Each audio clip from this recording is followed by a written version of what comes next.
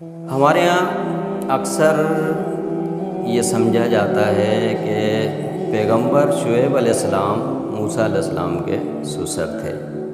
یہ بالکل بے اصل بات ہے۔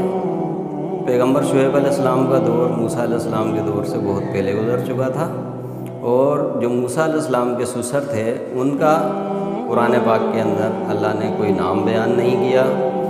انہیں صرف ایک بوڑھے شیخ کے نام سے اللہ پاک نے مخاطب کیا، ان کا تذکرہ کیا ہے۔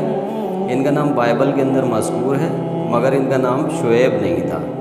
یہ کیونکہ پیغمبر شعیب علیہ السلام بھی مدین کی طرف ہی مبعوث ہوئے تھے، مدین کے لوگوں کی طرف پیغمبر بنا کر بھیجے گئے تھے، اور موسیٰ علیہ السلام کے سسر بھی کیونکہ مدین ہی کے رہنے والے تھے، تو یہ کنفیوژن ہو گیا اور لوگوں نے یہ سمجھ لیا کہ یہ وہی شعیب علیہ السلام تھے۔